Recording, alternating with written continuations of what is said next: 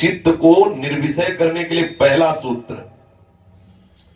जो चित्त और चित्त की वृत्तियां विषयाकार हो रही हैं, इसको भगवदाकार करने के लिए पहला सूत्र प्रभु ने दिया कि मन से, वाणी से, दृष्टि से तथा अन्य इंद्रियों से जो कुछ ग्रहण किया जाता है वो सब मैं ही हूं।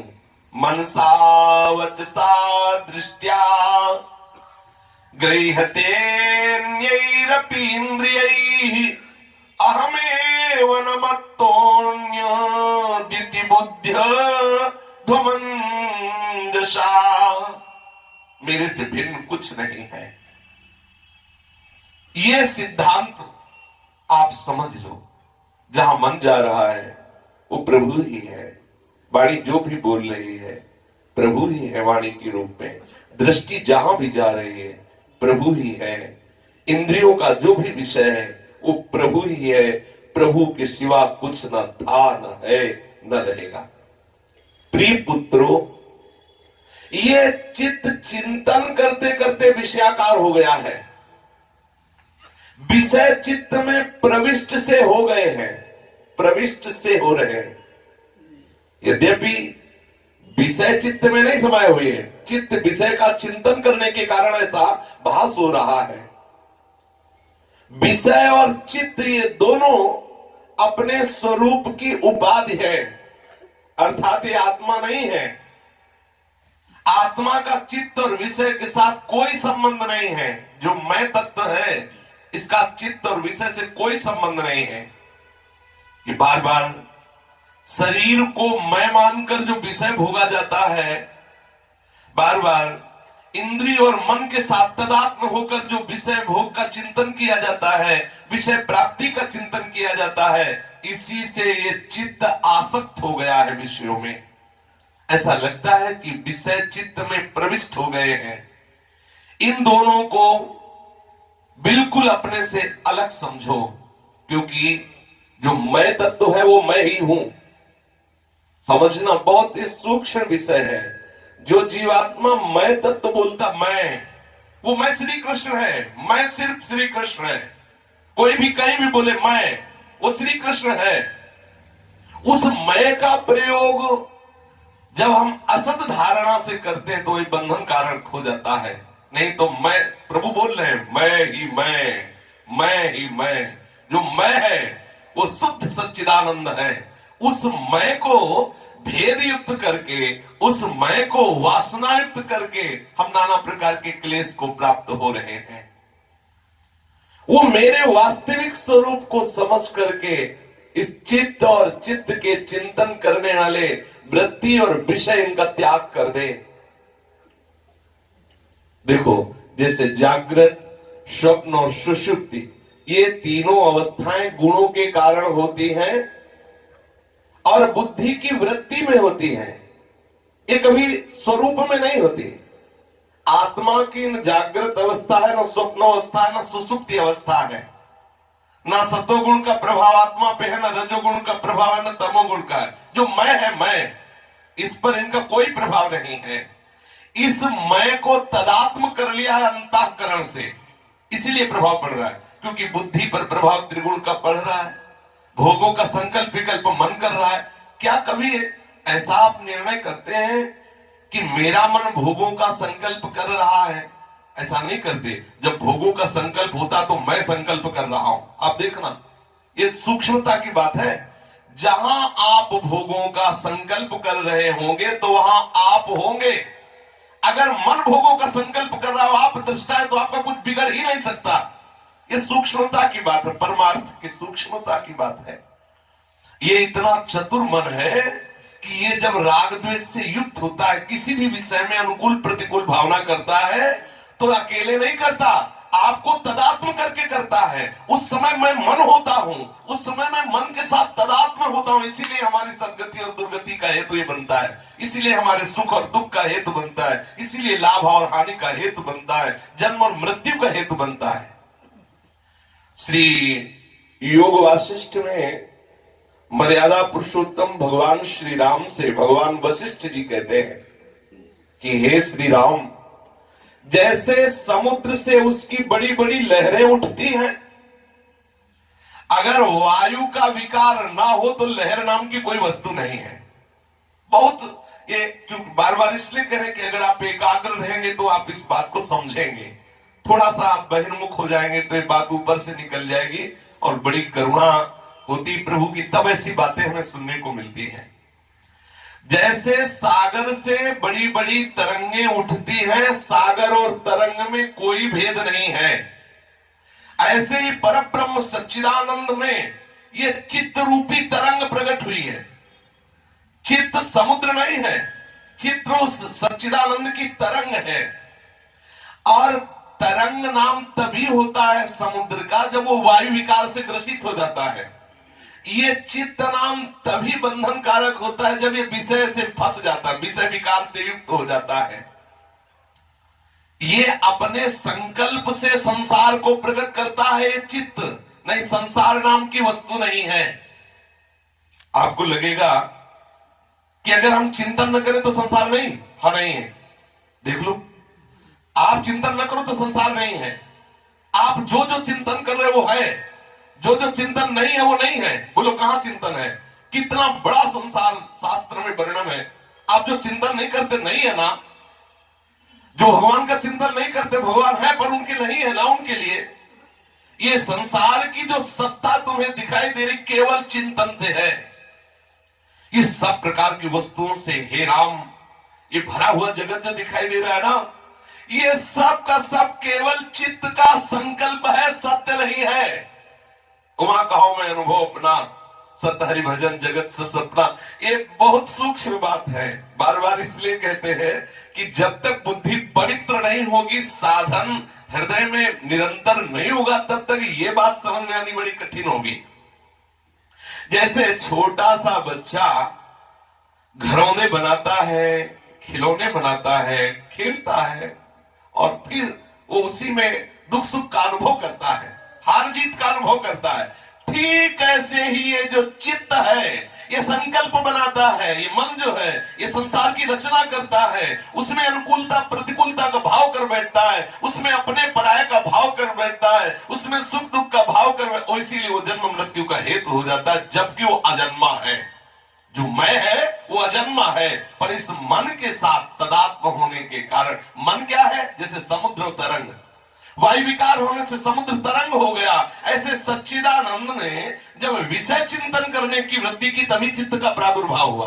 वायु हिली तभी तरंग बना, विषय चिंतन हुआ तभी, नहीं तो विषय चिंतन खत्म तो चित्त नाम की सत्ता ही नहीं, एकमात्र स्वरूप ही स्वरूप है, अंतःकरण लय हो जाता है। जैसे ऋतुओं का निर्माण करने वाला काल समय विभिन्न ऋतुओं को प्रकाशित कर देता है और उनका प्रभाव वृक्षों पर दिखाई देने लगता है, इसी प्रकार चित्त जैसे जैसे संकल्प करता वैसे वैसे सामने सृष्टि बदलती जाती है, वैसा वैसा दृश्य बदल। सच्ची बात बिल्कुल ऐसा ही है। यदि आपकी प्रिया प्रीतममयी अंदर से वृत्ति हो गई तो आपको वृंदावन प्रिया प्रीतममय दिखाई देने लगेगा। देखो ना, चित्त देखो चित्त श्याममयी, जड़ चेतन जग जीव जत सकल राम में जानी, सर्वम खलिमिदम ब्रह्म। ये वृत्ति बदल गई ना अंदर की, तो बाहर का दृश्य उन्हें ब्रह्म दिखाई दे रहा है, उन्हें राम दिखाई दे रहा है, उन्हें श्याम दिखाई दे रहा है, हमें काम दिखाई दे रहा है, हमें राग द्वेष दिखाई दे रहा है, हमें नानात्व दिखाई दे रहा है। अंदर की वृत्ति ही हमको बाहर दर्शन कराती है। और जब वृत्ति ही खत्म हो गई तो सब खत्म हो गया, केवल ब्रह्म बचा। जैसे सब भगवान है तो ये सब तब तक जब तक वृत्ति है, और वृत्ति गई तो केवल भगवान है, बस आगे नहीं, आगे नहीं, पीछे नहीं, केवल प्रभु है। ये मन ये जो संकल्प कर रहा है, इसी के संकल्प से व्यामोह, संभ्रम, अनर्थ, देश काल, गमन आगमन, जन्म मृत्यु, ये सब इसी मन से हो रहे हैं। जैसे जल ही समुद्र है, उष्णता ही अग्नि है, उसी प्रकार चित्त ही तुम्हारा बंधन है, चित्त ही मोक्ष है, चित्त ही संसार है। ये चित्त ही संसार की रचना कर रहा है। कर्ता कर्म और करण के साथ जो दृष्टा दर्शन और दृश्य से संपन्न हुआ संसार है, ये सब के सब तुम्हारे अंतःकरण का संकल्प विकल्प है। जैसे सुवर्ण तत्व की परीक्षा करने वाला पुरुष बाजूबंद, मुकुट, कड़ा, हार आदि आकारों से सुशोभित उसके विविध रूपों को नहीं देखता, वो केवल ये देखता है कि स्वर्ण है कितने ग्राम है।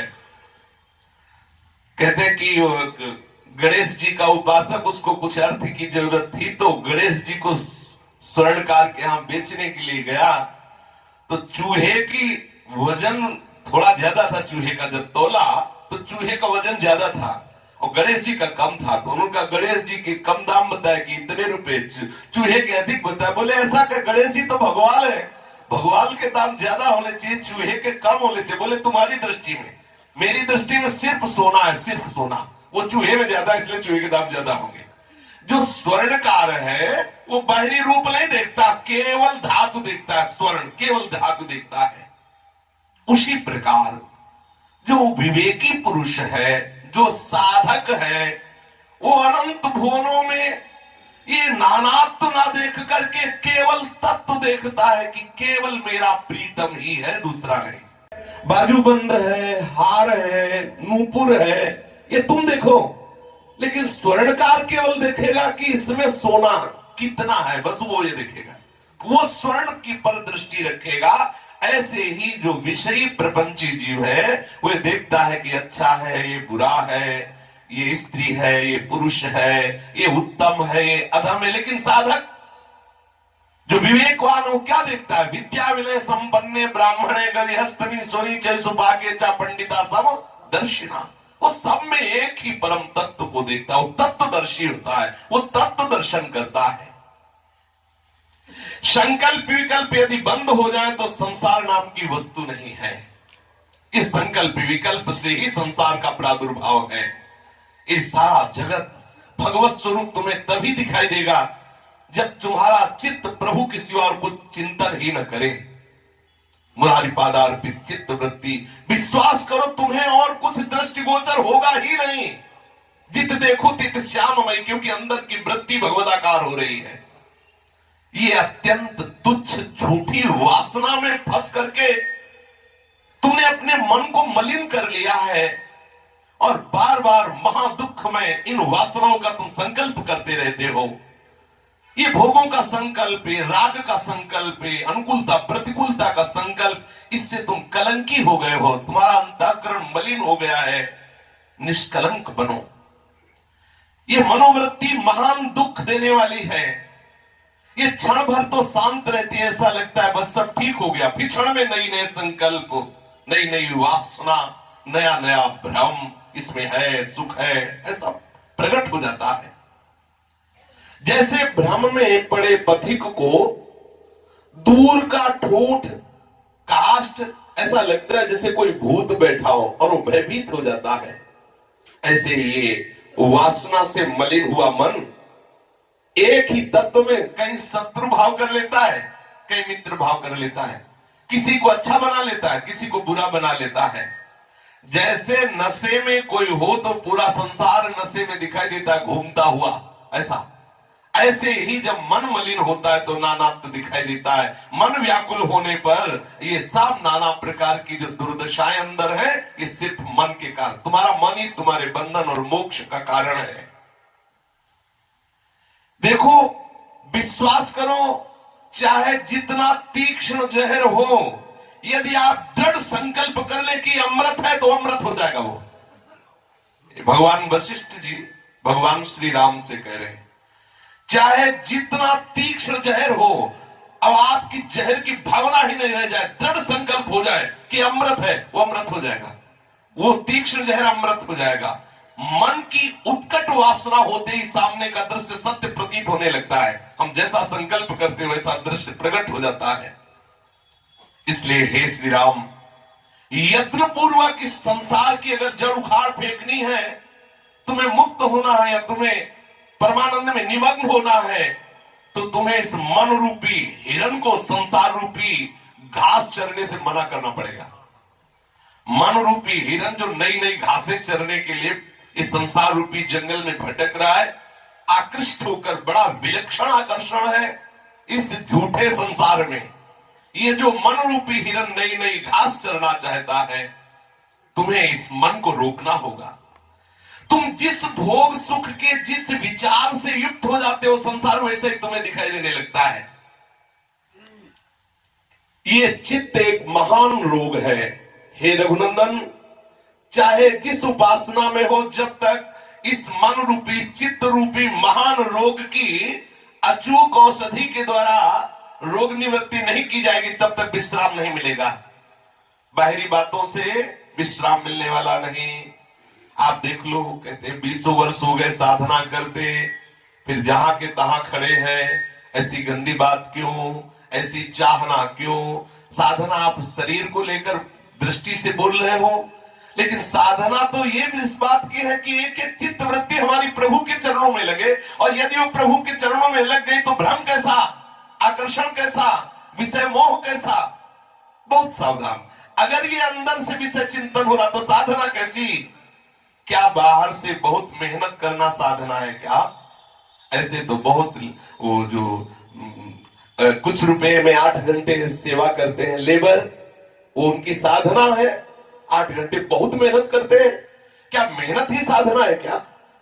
साधना का मतलब है साधना, कोई चाह ना रह जाए। साध माने होता चाह, साधना। अब तुम्हें हर क्षण यही अपने जीवन के अंतःकरण में देखना है कि कोई चाह ना रह जाए, क्योंकि मुझे वास्तविक कुछ नहीं चाहिए, नहीं चाहिए। ये बंधन और मोक्ष मन को है। हमने मन में अपना तदात्म कर लिया, बस यही सारी बात है। हमारा सहज स्वरूप भगवदानंद है। हम प्रभु के सहज हैं, अपने हैं। भूल गए शरीर संसार से इतना अपनापन कर लिया। अब मन जो बोलता है वही मैं मानता हूं अपना। मन जैसा हमें दिखाता वैसा मैं देख रहा हूं। कितना बंध गया हूं। हे रघुनंदन, ये चित्त एक महान रोग है। इसकी चिकित्सा के लिए एक बहुत बड़ी औषधि है, जो अभीष्ट साधक निश्चित रूप से लाभ पहुंचाने वाली परम स्वादिष्ट और अपने ही अधीन उसे बताता हूं। सुनो, ये राग के विषयभूत बाह्य विषयों का जो चिंतन है ना, ये भगवत चिंतन रूपी महा औषधि से इसको नष्ट कर दो, तुम शीघ्र ही विजय प्राप्त कर लोगे। सीधी बात है, बहुत सुलझ के अंदर की बात है। अगर वास्तविक भगवत आनंद प्राप्त करना चाहते हो तो इस सूत्र को बहुत जल्दी अपने हृदय में धारण करो। प्राय सत्संग में यही बात कहा करते हैं। बाहरी हाथ में माला चल रहा है, बाहरी चंवर चल रहा है ठाकुर जी के ऊपर, बाहरी ये सब चेष्टाएं हो रही और अंदर से चिंतन विषय को हो रहा, तो आपको भगवदानंद की अनुभूति नहीं होगी। ये चित्त एक महान रोग है और इसकी सुंदर मैं चिकित्सा बताता हूं। हे रघुनंदन, ये विषयभूत बाह्य विषयों के चिंतन का परित्याग करके आंतरिक भगवत चिंतन में डूबो, आप शीघ्र विजय प्राप्त कर लोगे। शुभ अशुभ दुर्ग विध्वंसी बल, तब जयति जयति जग उच्चरे। जो तुम्हारी चाह है विषयों की, उस विषय का तुम यदि चिंतन त्याग दो तो अभी स्वस्थ हो, अभी तुम अपने स्वरूप में हो। केवल विषय आकर्षण ही तुम्हें भ्रष्ट किए है। केवल विषय चिंतन ही तुम्हारे शरीर को अहमता में परिवर्तित किए। ऐसा लगता है आत्मा शरीर है, शरीर ही आत्मा है। अपने आप को शरीर मान लिया, शरीर को अपना आपा मान लिया। ये बहुत बड़ा भ्रम केवल विषय सेवन के कारण है। केवल जिस दिन विषय सेवन से निवृत्ति हो जाएगी उसी दिन ऐसे शरीर दूर दिखाई देगा जैसे आपका शरीर दिखाई देता, ऐसे अपने से बिल्कुल अलग दिखाई देगा। अपने मन को तुम उसी प्रकार जीत लो जैसे मजबूत दांतों वाला हाथी कमजोर हाथी को दबा लेता है। परमात्मा का, प्रभु का निरंतर चिंतन करने से तुम बहुत बलवान बन जाओगे। ध्यान दीजिए, प्रभु का निरंतर चिंतन करने से तुम बहुत बलवान बन जाओगे और यत्न पूर्वक राग में चपलता प्रकट करने वाले इस मन को आप अपने अधीन कर लोगे। आपके पास बल है भगवत चिंतन, और उस बल से जो विषय चिंतन, विषय राग से, विषय भोगों के लिए मचलने वाला मन है, इस पर आप शासन कर लेंगे, इसे आप रोक लेंगे। यही साधना है, इसी से हमें भगवत प्राप्ति होती है। किसी भी संप्रदाय के किसी भी संत की बात देख लो, और आप सच्ची मानिए, चाहे 60 वर्ष हो गए हो, चाहे 60,000 वर्ष हो गए, कोई फर्क नहीं पड़ता मनीराम को बाहरी तुम्हारी चेष्टाओं से। चाहे 16 तिलक लगाओ, चाहे 32 तिलक लगाओ, इनको अंदर से कोई फर्क नहीं पड़ता। अगर आप अंदर से भगवत चिंतन नहीं करते हैं तो बाहर ये सब पाखंड हो जाएगा। बिन विवेक वैराग्य भक्ति बिन सत्य नय को मानो, भगवत विमुख कपट चतुराई सो पाखंड नहीं जानो। द्वादश तिलक लगाना, कंठी धारण करना, भगवान नाम उच्चारण करना बहुत महामहिमामय भागवतिक स्वरूप है। यदि अंदर का विषय चिंतन हमारा बराबर बनता रहा तो यही गाली दिलाओगे आप इसी आचार्य परंपरा को। देखो तिलक धारण किए हैं, देखो कंठी धारण किए हैं, क्या देखो कैसे आचरण कर रहा है। सुलझने की बात है। अगर विषय चिंतन मन करता रहा तो तुम कितनी देर तिलक लगा के बच सकते हो? कितनी देर तुम? फिर तुमको वहीं जाना पड़ेगा, जो चिंतन कर रहे हो वही करना पड़ेगा। ये हृदय की बात कह रहे हैं, बाहरी बात नहीं। किसी की इसमें सफाई की जरूरत नहीं, जो हृदय में होता है वो हम बोल रहे हैं। ये चंदन ये तिलक उस समय ध्यान ही नहीं रहता। जिस समय विषय चिंतन होता है, विषय आकर्षण होता है, चंदन तिलक चला जाता है। बाद में ध्यान आता है हम चंदन लगाए, बाद में ध्यान आता है हम तो कंठी पहने, हम तो बाबा जी, हमें ऐसा नहीं करना चाहिए। जिस समय विषय चिंतन होता है, विषय में तदात्म भाव होता है, संयोग बन जाता है, साधक भ्रष्ट हो जाता है। हमारी सबसे पहली धरा होनी चाहिए, विषय चिंतन ही ना बनने पावे, इसके लिए प्रयासरत रहना है। अगर विषय चिंतन बन रहा है और बाहरी हमारी सब भागवती क्रिया हो रही, परमानंद की अनुभूति नहीं होगी। लौटो, गीता में भगवान ने बहुत जोर से केवल इस बात पर जोर दिया है, बोले अभ्यास योगी चेतसा नान्य गामिना तो पुरुषम शाश्वतम दिव्यम याति पार्थानुचिंतयेत। बोलिए इसमें कौन सी बात भगवान ने ऐसी कही है जो बाहरी हो? अभ्यास योग युक्त चेतसा नान्य गामिना, चित्त आपका और कहीं न जाए ऐसा आपको अभ्यास करना है। कितनी जगह जब अपनापन से बात करते हैं, बोले अनन्य चिंतयन्तो माम, केवल मेरा चिंतन करो। चिंतन चिंतन अनन्य चेता सततम, मेरा अनन्य चिंतन करो, मेरा। क्योंकि बात चिंतन से बननी है। हमारे ब्रजमंडल में सबसे महान भक्तों में श्रेष्ठ गोपीजन मुरारी पादार विचित्र वृत्ति श्री अम्बरीश जी, सावई मना कृष्ण पदार विंदयो। आप जरा झांक के देखिए कि हम जिनका यश गाते वो किस कारण से, उनका चित्त प्रभु में लगा हुआ है। हमारी साधना, हमारी उपासना का स्वरूप होना चाहिए हमारा चित्त की गति प्रभु की तरफ हो, तेल धारावर अखंड भजन। ये मिथ्या वस्तु, अनात्म वस्तु, जगत की भोग सामग्री, जगत की मान प्रतिष्ठा, इसका चिंतन बनता रहेगा तो आत्म तत्व का बोध नहीं होगा, भगवत चिंतन नहीं हो पाएगा। सावधान। जैसे बालक को प्यार और भय दोनों से अपने अधीन किया जाता है। बच्चा है, कोई गलत काम करने जा रहा है तो उसे भय भी दिखाया जाता है और प्यार भी किया जाता है, दुलार किया जाता है। देखो तुम्हें टाफी देंगे, तुम्हें ऐसा करें, तुम्हें वहां नहीं और जाओगे तो थप्पड़ भी मारेंगे। दोनों चीजें ये श्री वशिष्ठ जी भगवान श्री राम से कह रहे हैं, निमित्त बना करके अपने लोगों को। इसी तरह इस मन रूपी बालक को प्यार और भय से परमात्मा चिंतन में लगाओ। देखो तुम्हें बहुत आनंद की अनुभूति होगी। अगर शब्द स्पर्श रूप रस गंध ही चाहिए तो मेरे प्रभु के श्रीमुख से जो वचन निकलते, क्या उससे भी बड़ा कोई शब्द होगा? जब हमारे प्रियालाल गाते हैं, क्या उससे बढ़कर कोई गाने वाला होगा क्या? और रूप, अरे करोड़ों काम मूर्छित हो जाते हैं। ऐसे लाल जो जिनको देख करके बेसुध हो जाते हैं, ऐसी प्रिया जो ये मन राजी हो जाए यार, काहे को संसार के नश्वर रूपों में फंस रहा है। और रस सोचो, प्रियालाल के ही एक अंश से समस्त रसों की सृष्टि हुई है। ऐसे रस समुद्र श्री लाल जो सार रूप रस का लाडली रूप, और इनके अधरों का वो उच्छिष्टामृत, इनका पाया हुआ वो प्रसाद, अरे रसेंदी कृतकृत्य हो जाएगी। तू अगर पाना ही चाहती है तो प्रियालाल के उच्छिष्ट पाने की आकांक्षा कर। स्वाद लेना चाहती तो प्रियालाल के नाम का स्वाद ले।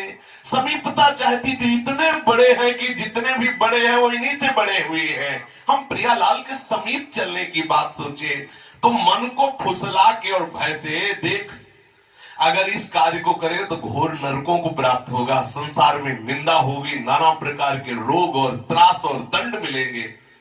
जैसे भी जहां अवसर, विवेकवान साधक को चाहिए कि अवसर देखे कि समय मन को हमको कैसे अधीन करना है, प्यार से, दुलार से, कभी खवा पिला के तो कभी उपवास करवा के।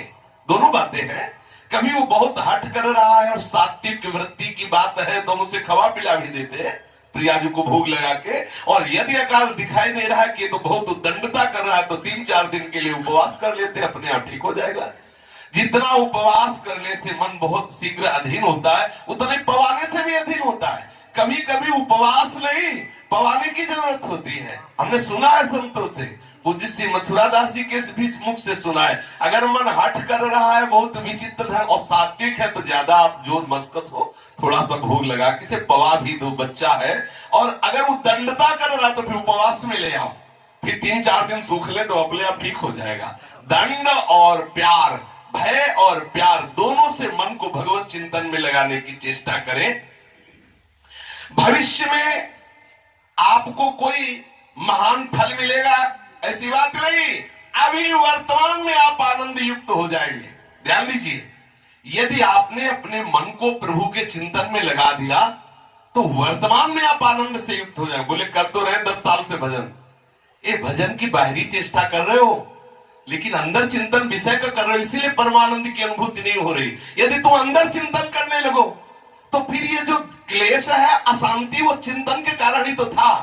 अब बाहर से तो चल रहा राधे श्याम की चेष्टा, अंदर से चल रहा, अगर ये विषय भोग लेते तो अच्छा होता। अब द्वंद्व होने के कारण जलन हो रही। अगर केवल राधे श्याम तो परमानंद की अनुभूति है। क्लेश तभी होता है जब द्वंद्व होता है, और जब द्वंद्व नहीं होता तो परमानंद साक्षात भगवत स्वरूप हो जाता है। हमें चाहिए कि मन को फुसला के या भय दे के, जहां जैसा अवसर, अगर इतनी समझ ना हो तो गुरुजनों से आज्ञा लेकर करें। कहीं ऐसा ना हो कि फुसलाने की जगह अधर्म कर बैठे कि भाई मन ने ठान लिया है कि अब ऐसा करना ही है, चलो फुसला लेते तो पिटोगे, फिर धर्म विरुद्ध आचरण करने से परमार्थ से भ्रष्ट हो जाओगे। ये अगर इतना विवेक ना हो तो गुरुजनों और शास्त्र से सम्मत ही आचरण करे। कहीं ऐसा ना हो कि मन के, ये सब मन के फुसलाने में जेल बनी है। ये जितनी जेल बनी मन के फुसलाने में बन गई, और जितने भी रोग होते हैं सब मन के फुसलाने में होते। जितनी दुर्गति है ये सब मन के ही फुसलाने में। थोड़ा सावधान रहे। जो सर्वथा अपने अधीन परम हितकर चिंतन करने वाला वैराग्यवान मन है वही मुक्त है। जो अहितकर और भोगों का चिंतन करने वाला विषय कीड़ा है मन, वही धिक्कार योग्य है। जो विषयों का चिंतन करता है, खास बात चिंतन की भाई, खास बात चिंतन की है। अगर भगवत कृपा से बात आपके बैठ जाए तो अभी भगवत प्राप्ति, बिगड़ी जन्म होने की अब वही सुधरे। आज बहुत सुंदर बात है।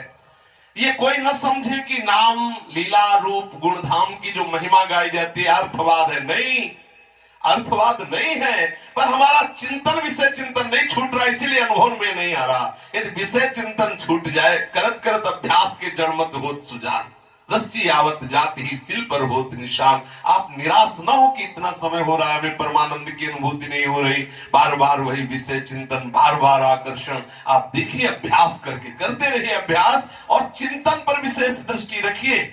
अपने सत्संग में ना तो कभी संख्या पर दृष्टि की बात आई कि आप इतने लाख जप कीजिए तो भगवान मिल जाएंगे, कभी ऐसा यहां से चर्चा नहीं हुई कि आप इतने करोड़ नाम जप कीजिए तो भगवान मिल जाएंगे। कभी यहां ये नहीं हुआ कि इतने दिन आप उपवास कीजिए तो भगवान मिल जाएंगे। कभी यहां ये नहीं हुआ कि इतने दिन तीर्थ यात्रा करके आए तो आपको भगवत अनुभूति हो जाएगी। केवल चिंतन, आप कहीं से भी, जैसे आपका भगवत चिंतन बढ़ता जाएगा आप परमानंद में निमग्न हो जाएंगे। आप धाम में नहीं है, कहीं विदेश में है, आप वहां भी भगवत चिंतन करेंगे तो धाम का वैभव वहां भी प्रकाशित हो जाएगा। आप विदेश में देखोगे वृंदावन धाम को, आप विदेश में देखोगे वृंदावन, क्योंकि एकदम सीधे आपकी दृष्टि में वृंदावन होगा चिंतन से। और चिंतन नहीं है तो वृंदावन में है, विदेश का विलास सीधे चल रहा है, क्योंकि चिंतन वहां का हो रहा है ना। चिंतन भोगों का हो रहा है तो सीधे वो हमारे दिमाग में चल रहा है, और बैठे हम वृंदावन धाम में हैं। अपनी बुद्धि से अरम्य विषय समूह, ये जो परम रमणीय ब्रह्म की शोभा से दिखाई दे रहा है। एक और खास बात है, ये जो संसार है ये भगवान के ही प्रभाव से सत्य दिखाई दे रहा है। इनमें भगवान की ही भगवत्ता है, इसीलिए आनंद, क्योंकि आनंद सिंधु की ये रचना है। आनंद सिंधु की रचना से दुखालय संसार भी आनंद का भ्रम पैदा कर रहा है। वास्तविक वो आनंद सिंधु ही है, पर जब हम उस आनंद सिंधु का बहुत काल तक चिंतन करेंगे तब ये बात समझ में आ जाएगी क्या कि सब श्री कृष्ण ही है, दूसरा कुछ त्याज्य है नहीं। यहां कुछ त्याज्य नहीं है, जो कुछ है सब प्रभु ही प्रभु। पर यह बात तभी समझ में आएगी जब सर्वस्व का त्याग हो जाएगा। ये बात समझ लीजिए, सब प्रभु ही है, प्रभु है, कुछ भी त्याज्य नहीं है। ये बात तब समझ में आएगी जब सर्वस्व का त्याग हो जाएगा, केवल प्रभु का चिंतन होगा, तब ये बात समझ में आ जाएगी कि कुछ त्याज्य है नहीं, बचा ही नहीं। जो भी सत सत है, सर्वम खलमिदम ब्रह्मणे नास्ति किंचन, सब एकमात्र प्रभु है। चिद चिद लक्षणम सर्वम राधा कृष्णमयम जगत। हे रघुनंदन, जिसने अपने चित्त पर आक्रमण नहीं किया, जिसने अपने चित्त को अधीन नहीं किया, जिसने अपने चित्त के चिंतन को नहीं बदला, वो पुरुष नहीं गीदड़ है। जैसे गीदड़ नहीं मरा हुआ मांस खाने के लिए टूटता रहता है, धिक्कार है उसको। वो अपने पौरुष की सिद्धि केवल इसी बात से करता है, विषय चिंतन, विषय भोग, मनोनिग्रह करना, अपने अभीष्ट, अपने चाहे हुए विषय के चिंतन को त्याग कर भगवत चिंतन करना। ये वर्तमान में जीवन मुक्तता का लक्षण है। वर्तमान में अभी आप जीवन मुक्त हैं, आपके चाहे हुए विषय का चिंतन छूट जाए, जागतिक एकमात्र केवल भगवत चिंतन। और भगवत चिंतन करते करते चिंतन करने वाला भी ना बचे। ब्रह्म नहीं, माया नहीं, जीव नहीं, नहीं काल, अपनी हूं सुधि ना रही और एक रहे नंदलाल। ये है बहुत सर्वोपरि स्थिति। ध्यान करने वाला ही खो गया, केवल वही रहा जिसका ध्यान किया जा रहा है। उस मुख्य साधन मनोनिग्रह के बिना यदि गुरु का उपदेश हो, शास्त्रों का प्रवचन हो, नाना प्रकार के साधन की युक्तियां हो, वो सब व्यर्थ है। जैसे पवित्र गाय का दूध चमड़े के थैले में रख दिया जाए, ऐसे ही गुरु का उपदेश उसके ऊपर जाकर अपवित्र हो जाता है जो भगवत चिंतन नहीं करता, विषय चिंतन करता रहता है। ध्यान देने का विषय, यदि अंतः में विषय चिंतन सतत होता रहता है तो उसको चाहे जितना सदगुरु उपदेश करे, वो उपदेश जाते ही ऐसे अपवित्र हो जाता है जैसे चमड़े के थैले में पवित्र गाय का दूध जाते ही अपवित्र हो जाता है। जो कंचन कामिनी का चिंतन करता है, वो चाहे जितना वेदांत बघारे, वो अपवित्र है। बिना विराग अर्थात राग रहित चित्त हुए वो शास्त्र की भाषा को नहीं समझ सकता। बिना राग रहित हुए वो परमात्मा तत्व का निश्चय नहीं कर सकता। भोगेश्वरी प्रशक्ता नाम दया बृहत चेतसाम व्यवसायत्मिका बुद्धि समाधो न विधीयते। हजारों हम साधन मार्ग में चलते, लेकिन परमानंद की अनुभूति करने वाला कोई एक ही साधक होता, बिरला। क्यों? क्योंकि विषय चिंतन। हम इस बात पर ज्यादा जोर दे देते हैं। जब हम कहें, अभी कहें आप कैसे भी हो, कितना भी भोग भोगो, वृंदावन वास करो, आपको श्री जी मिलेगी, तालियां बज जाएंगी, तालियां बज जाएंगी। ओ बात बन गई, भोग भोगने की छूट हो गई। बस ये नहीं समझते फंसाया जा रहा है। और श्री जी तभी मिलेगी जब निर्विषय चित्त हो गए। आओ वृंदावन वास करो, सत्संग सुनो, धीरे धीरे जलो, जल करके तुम्हारी वासना जब निर्बीज होगी तब श्री जी की प्राप्ति की चाह होगी। और उस चाह ने सारी चाहों को मिटा दिया तो श्री जी मिल गए। जाहि न चाही कबहु कछु तुम सन सहज सन, सकल कामना हीन जे सब सुहित निष्काम मति। अब जब ये बीच वाली रास्ते की बात आती है तो सबको लगता है ये चर्चा बंद करो, और आती है वार्ता, कहते हैं कि बंद करो, वो वृंदावन महिमामृत सुनाओ, कि चाहे जितना रबड़ी पाओ, चाहे जितना नहीं, तुम्हें वृंदावन वास करो। तो ये बात सुनाओ हमको, बस ये बात चाहिए। थोड़ी भांग छानने की बात बताओ, रबड़ी का भोग पाने की बात बताओ, और बोले और देश के बसत ही, हाँ चाहे अधिक भजन जो होए, ये सम तो पूजत नहीं, वृंदावन रहे सोए, चक भंडारा बहुत सो बन भगवत प्राप्ति निश्चित। बोले जय हो, बहुत जोर का सत्संग हुआ। ये बात अब ये नहीं समझ रहे कि यहां हमें फंसाया जा रहा है। मनीराम को फुसला के जगत के व्यवहार से परमार्थ में लाने के लिए बात कही जा रही है। वास्तविक परमार्थ का स्वरूप है प्रियालाल के चिंतन के सिवा कोई और चिंतन ही न रह जाए, प्रियालाल के सिवा और कोई चाह ही न रह जाए, प्रियालाल के सिवा और कोई व्यक्ति वस्तु स्थान ही न रह जाए। बस के वृंदा विपिन में इतनो बड़ो सयान, जुगल चरण के भजन बिन निमिष न दीजे जान। ये उन्हीं महापुरुष के वचन हैं जिनके बेपरवाही वाले वचन हैं। वो बेपरवाही की बात कह के आपको बुलाते हैं और आपको इस स्थिति में निमग्न करना चाहते हैं कि बस के वृंदा विपिन में इतनो बड़ो सयान, क्या बोले, जुगल चरण के भजन बिन निमिष न दीजे जान। एक पलक झपकने के लिए भी आप प्रिया प्रीतम को ना भूले, ऐसी आपकी स्थिति आनी चाहिए। ये जो हमारा चित्त बार बार विषयों का चिंतन करता है और चिंतन करते ही ये संकल्प भी करने लगता है कि ये भोग मिल जाए और इसको मैं ऐसे भोगूं, अब इस नवीन तरीके से भोगूं। इसकी बड़ी चाल है आंतरिक। ये जिस विषय को जिस वृत्ति से एक बार भोगता है, दोबारा दूसरी वृत्ति से भोगना चाहता है। आज ऐसे हलवा बना तो अगली बार जो बनेगा उसमें थोड़ा बेसन मिलाया जाए, थोड़ा सूजी मिलाया, थोड़ा इलायची पीस के, थोड़ा ऐसे और फिर थोड़ा कड़क होना चाहिए, और कहीं दूध के छींटा पड़े हो उसमें, फिर क्या कहना। मतलब वो हर प्रक्रिया से विषय का, अब उसमें स्वाद नहीं है तो और शुद्ध। ऐसे ही हर व्यक्ति, हर वस्तु, हर स्थान का ये भोग का चिंतन करता रहता है। सावधान साधक ये है उसका चिंतन ही न बनने पाए। यदि बन गया है तो श्री जी से जोड़ दो, तत्काल श्री जी से जोड़ दो। ओ अच्छा, आज श्री जी की ऐसी इच्छा थी कि ऐसा हलवा पाया जाए, तो आपका चूंकि श्री जी से जुड़ा ना, तो अब वो आपको बांध नहीं पाएगा। और भोग भी बन भी जाए, भोग भी लग जाए और आप पा भी लो तो भी आपका पतन नहीं होगा, क्योंकि वो प्रभु से जुड़ गया, वो प्रसाद स्वरूप हो गया। पर उत्तम बात तो ये है कि हम प्रियालाल के सिवा कुछ और चिंतन करें ही ना। अगर स्वाभाविक प्रियालाल के चिंतन में ऐसा आता है तो हम मान लेते हैं कि प्रियालाल की आज ऐसी इच्छा थी ऐसा भोग पाने की। इसलिए संकल्पों का परित्याग किए बिना कोई उत्तम साधक नहीं हो सकता। सिद्धांत समझ लीजिए। जब साधक सर्वव्यापी शांत स्वरूप प्रभु को सर्वत्र देखता है तो उनकी प्राप्ति के सिवा और संकल्प ही क्या। जब सर्वत्र प्रभु ही है और मुझे प्रभु चाहिए, तो फिर मुझे प्रभु का ही संकल्प करना चाहिए कि मेरा इस जीवन में भगवत साक्षात्कार की योग्यता आ जाए, भगवत साक्षात्कार हो जाए, यही चाहिए।